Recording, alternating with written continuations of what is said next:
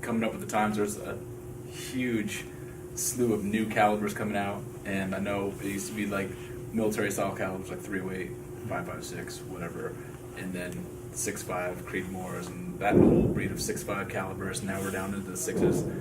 What guidance do you have for people on caliber selection if they're getting into it? Well, I know when I started. Don't get too hung up on calibers. Yeah, the best guys will win no matter what caliber they're shooting. You know, when I was starting and guys were saying they're shooting a mile with a 6.5, I'm like, are you kidding me? Like, that's not possible. And it just comes down to, I think more so caliber, it's the bullet that you're shooting. And man, the last 5 years or so, 5, 6, 7 years, there's been a huge advancement in ballistic coefficient of bullets. And so there's bullets now that are just so good, so efficient that they'll carry more energy, you know, down range. You know, a small 6 or 6.5 will carry more energy down range than, you know, a big fat 308 will.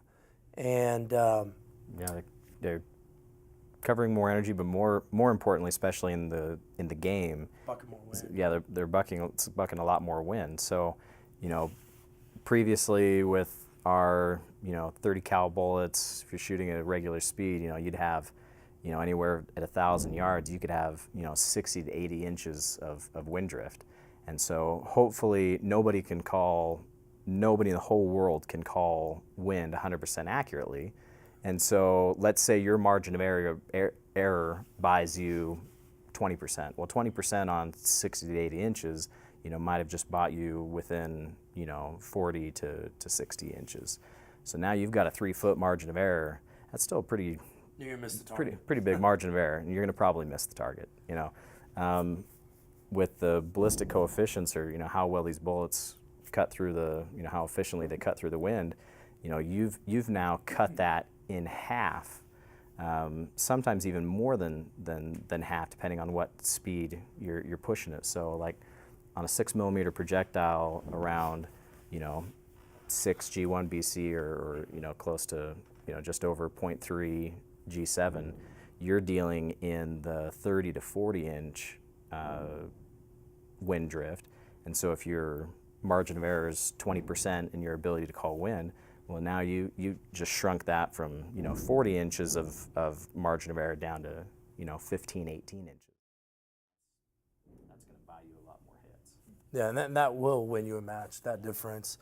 You know, and I think with the new calibers, the name of our game is, it's not necessarily, I mean, the best guys will miss targets, but they won't miss twice. You just don't miss the second. You may miss once, but you don't miss the second time.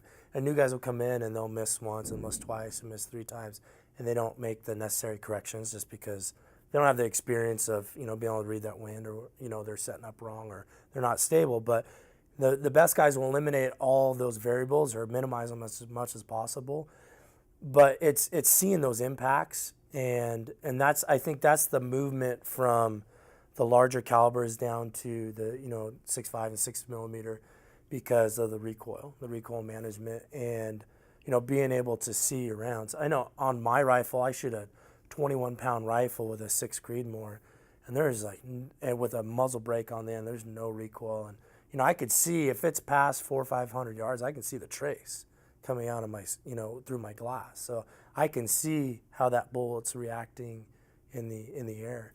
And, you know, if you don't know, if you miss a target and you don't know where you missed, you're gonna do the same thing again, and, you know, just you may have the most accurate 308 in the whole world, yeah. but eventually you're going to miss.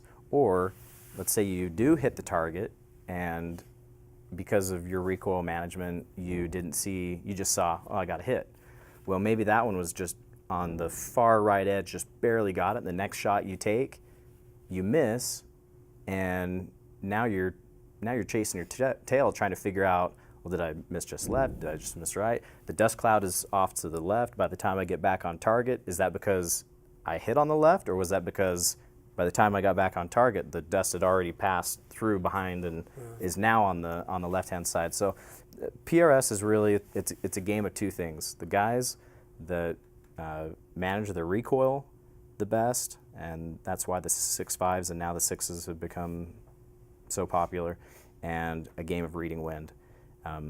It really is those two things. If you can manage your recoil, and sometimes managing the recoil involves using, one of a nice rear bag, and then really reading wind is just spending time out there, send some rounds, paying attention while other shooters are going. That's huge. Looking down, seeing what the Mirage is doing. What's the grass, the trees.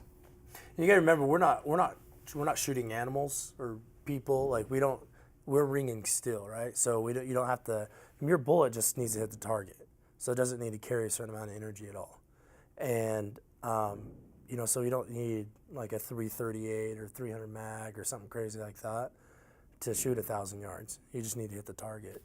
And because of that, has been the movement towards the smaller rounds that can ring that steel. I mean, what percentage of our targets under 1,000 yards? Like 80, 90%? Yeah, at least 80. I would say 80%, of our targets under 1,000 yards. You're just shooting off of crazy obstacles and lots of movement to different positions. And you don't have to put a hole through the steel to get a point,